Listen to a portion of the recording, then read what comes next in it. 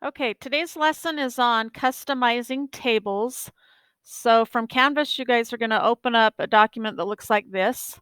And then there are six different problems that you need to do. So under each problem, each set of directions, you're going to make a table. And then you're going to do to the table whatever it says to do in the directions. Okay, so let's start with number 1. Below this text, insert a 7x2 table. Okay, so you'll just click down here, and then in our insert tab in the tables group, we're going to this only button in there, table. And we're going to go over 7 and down 2 rows. And you'll notice up here, it'll say what size your table is. Okay, so as soon as you have it 7x2, you can click and it'll put the grid, put the table in for you. And then it says to list the days of the week across the top row, center aligned, and what you want for dinner in the bottom row. And it has to be different every night. Shade the top row any color. Take out the extra space in the columns, if there is any. There might not be. Okay, so if you want to, you can select all of these first and click center align, but just the top row. Okay, so in the home tab, click center align. And then you can write Sunday, hit tab, Monday, tab, and so on. And it doesn't look like there's going to be a lot of extra space in the columns. So I doubt with this problem you'll have to make the columns more narrow. Okay, so after you have those center aligned, then in this bottom row, you put what you want for dinner. So maybe you want tacos, hamburgers, chicken, salad, pancakes, burritos, and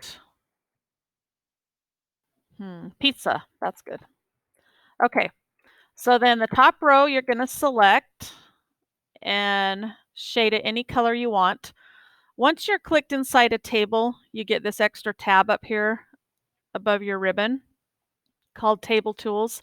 So there's design and there's layout. Each one brings up a different ribbon.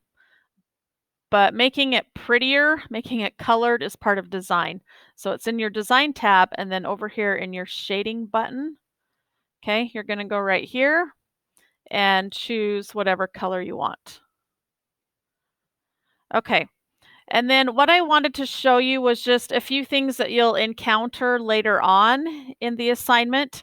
If it tells you, for example, to make the column skinnier, what you want to do is hover your mouse on the vertical line that separates the columns, and then you can just drag it to make it skinnier. Just don't drag it too far that it cuts off the words. Okay, be sure you keep the words intact. So you just grab the vertical line, click, hold, and drag to take out the extra space.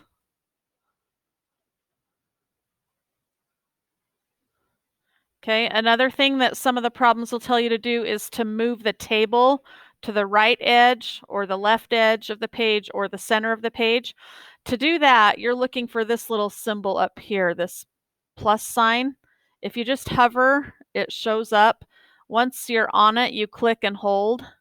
Okay, and then you could drag it anywhere you wanted to. So that's how you grab the whole table, that little button in the top left. Okay, some of the problems don't tell you to move it anywhere. Some of them just say to scoot it to the right edge or the left edge. Okay, and then leave a little bit of space between the next problem. So if you have to enter the problem down, that's fine. Okay, another thing I want to show you is if one of the problem tells you to merge the cells to make it one big cell without divider lines between it, what you would do is select the whole thing,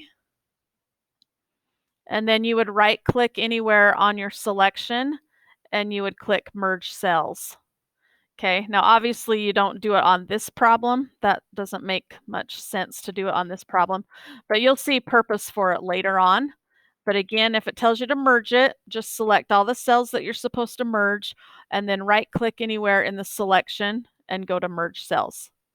Okay, but I'm just doing Control Z to undo because that's not one that you actually do it on. Okay, another problem or two might tell you to double outline each of the cells in the top row just to make the header row look a little more pronounced or emphasized. Okay, so what you would do for that, if you select the top row, okay, up here in Table Tools, you'd go to Design, and then in Border Styles, you're going to look for a double row or double line. Okay, and then it brings you this little pen. Your mouse turns into a pen, and then you go around and you click where you want the double lines to be. And you'll see that a lot of times in textbooks and pamphlets and different places where they have tables, they'll double outline the top row. Okay, so that's how you do that one. And I think there's just one or two more things to show you.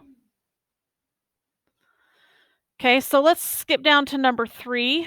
If you already have text typed, like we did on categories, and then you want to turn it into a table, let me show you how you do that. It's a little different than how we did on categories.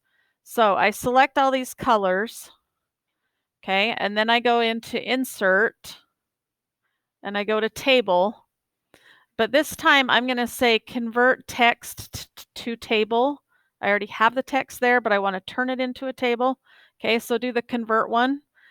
And then here's something you want to pay attention to. How is your text separated? Is it separated by paragraphs, by tabs, by commas, or sometimes they're separated by just a space? If that was the case, you would go in here to Other, and then in the box you'd click and hit a space bar. Okay, but this problem, it tells you, is separated by tabs. I believe it tells you in the direction. So make sure it's on tabs and click OK. Okay, and then it'll make you a table. Now this one, I did it purposely by spaces just so you could practice the difference. So on this one, go to Insert and go to Table. And this time, well, again, convert text to table. But this time, separate it by spaces. So go to Other, and just make sure in there that you do one space bar and click OK. Okay, and then you'll have to go in here and just put a space before the last name of the president.